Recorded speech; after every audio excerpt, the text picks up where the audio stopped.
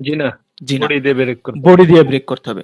তো যখন বডি দিয়ে ব্রেক করবে, এই যে আমাদের ব্রেকআউট করে ফেলছে না, তো most of G the people যারা লেভেল দেখে ট্রেড প্লেস করে থাকে, মোস্ট অফ দ্য পিপল যারা লেভেল দেখে ট্রেড প্লেস করে থাকে, তারা কি করবে, এই ক্যান্ডেলটায় ডাউন ডিরেকশন ট্রেড প্লেস করবে না, যেহেতু আমাদের হচ্ছে সেলারদের ঘরে চলে আসছে, এখানে ডাউন ডিরেকশন ট্রেড প্লেস করবে না, যারা লেভেল দেখে সাপোর্ট রেজিস্ট্যান্স দেখে ট্রেড প্লেস করে থাকে, জি ভাই। তারা কি করবে, এই জায়গা থেকে ডাউন ডিরেকশন ট্রেড প্লেস করবে। ওটিসি কি করবে, ওটিসি অলওয়েজ খুঁজবে ট্র্যাপ করাবে। ওটিসি কি করবে, ওটিসি কি মানে ওটিসি রিয়াল বোথ, ওরা ট্রাই করবে আপনাকে ট্র্যাপে ফেলে আপনার টাকাটা হাতিয়ে নেওয়ার জন্য, তাই না? ব্যাপারটা তো এরকমই।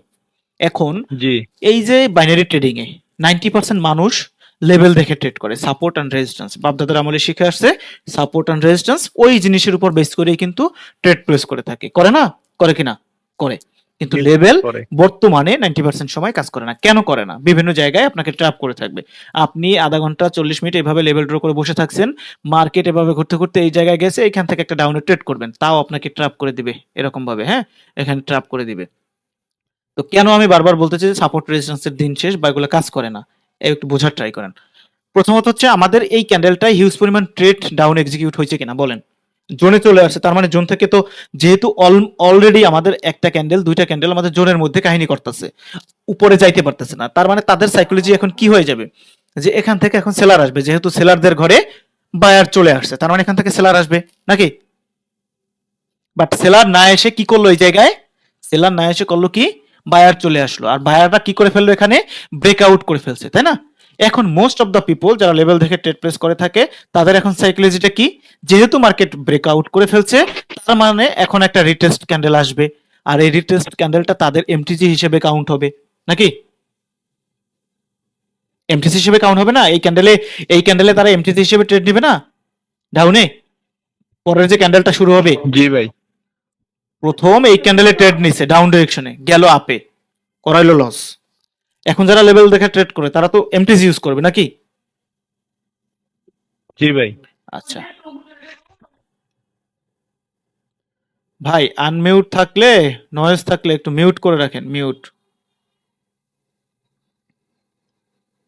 আপনার কারণেই পড়ানোর ফ্লো নষ্ট হয়ে যায়, বুঝছেন? এতে ক্ষতি আপনাদেরই।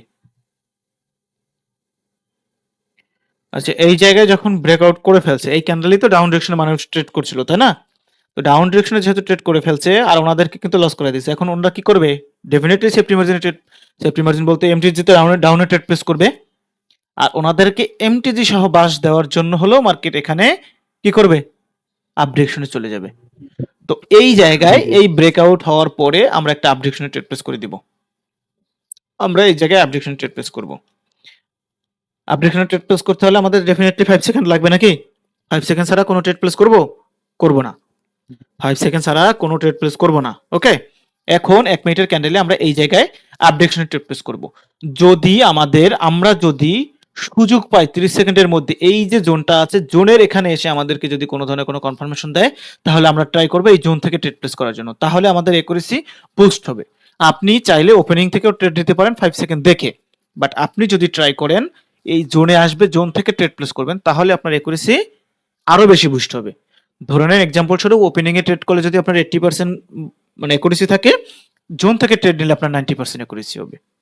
বাট নরমালি ম্যাক্সিমাম সময় আপনাকে জোনে আসার সুযোগ দিবে না। যদি স্ট্রাকচার বুস্টিং হয়, স্ট্রাকচার ফুল আপের হয়, তাহলে আপনাকে ওই সুযোগটাও দিবে না, বাট অনেক সময় আপনাকে সুযোগ দিবে।